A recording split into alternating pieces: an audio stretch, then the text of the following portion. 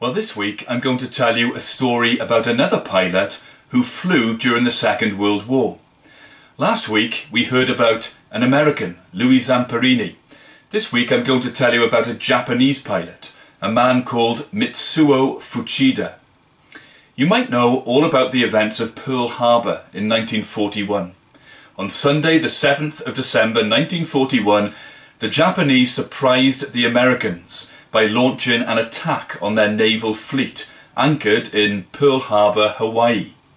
360 torpedo bombers attacked and shattered the US naval power there. The man leading the Japanese assault was Mitsuo Fuchida. He was 39 years of age. He was filled with pride. He later wrote, "My heart was filled with joy at my success. It was the most thrilling exploit of my career." It was as a direct result of this unprovoked raid on Pearl Harbor that the US entered the war. Fuchida was given the privilege of telling the Japanese emperor about the attack when he got home to Japan. He was treated as a hero. Everywhere he went, he was idolized. After Pearl Harbor, Fuchida saw a lot more action. However, before one battle in 1942, he had an operation for appendicitis. Nevertheless, he was on board a ship when the attack was launched. But it was a battle that didn't go well for the Japanese. The Americans had broken the Japanese codes and they knew all about the attack. A squadron of American Dauntless dive bombers attacked the ship Fuchida was on. Had he not been on deck, he would have been burnt alive. In the mayhem, both of his legs were broken. Fire singed his clothing. At a critical moment, two men raced by and recognized him. They put him in a net sling and lowered him into a small boat. Fuchida watched as the ship he'd been on was reduced to a sinking wreck. Over time, Japan grew weaker in the war. In 1945, the American B-29 bomber dropped the first atom bomb. Fuchida had almost been in Hiroshima on that day. By chance, he'd left the city the day before to attend a meeting elsewhere. In the days following the explosion, Fuchida returned to Hiroshima as part of the investigating team to inspect the damage to the city. For 3 days he walked around with others, wearing no protective clothing, just ordinary uniforms. Almost all of the 70 men in that investigating team died soon afterwards from radiation. However, Fuchida survived with perfect health. He thought, perhaps, some great force is protecting me. Shortly afterwards, the Japanese surrendered. They signed their surrender on the deck of the battleship USS Missouri. Fuchida, now a high-ranking officer, was there. He thought, "I've been here from the beginning of the war right through to the end. Most of my friends have been killed." After the war, he became bitter.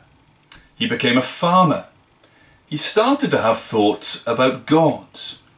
He wrote a book about the war, and in it he wrote how it was caused by human nature. But he wrote, "Who can change people?" About that time, Fuchida met some friends who had been imprisoned by the Americans during the war.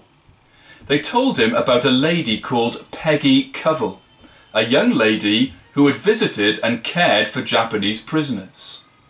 She was the daughter of Christian missionaries. Her parents had in fact been killed by the Japanese. Fuchida was fascinated. Where did the power to forgive and show kindness to your enemies come from? In 1948, Fuchida was at Tokyo railway station.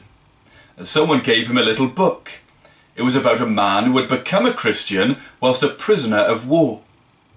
Fuchida went and bought a New Testament. He read about the crucifixion of the Lord Jesus Christ, and he was struck by the prayer of Jesus on the cross. "Father, forgive them, for they do not know what they are doing." He realized this was the source by which Christians were able to forgive. He prayed. He understood very quickly the meaning of the death of the Lord Jesus Christ, that Christ had come as a substitute for his wickedness. And so Fuchida prayed and asked Christ to forgive his sins and to change him. That was April 1950. Fuchida wrote, "That is the day I became a new person.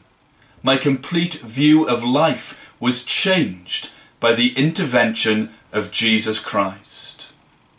Fuchida returned several times later in life to Pearl Harbor. He went now not as a bomber, but as a preacher. Some were unhappy with his visits.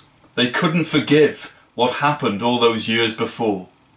But Fuchida preached, "I would give anything to retract my actions at Pearl Harbor, but it is impossible.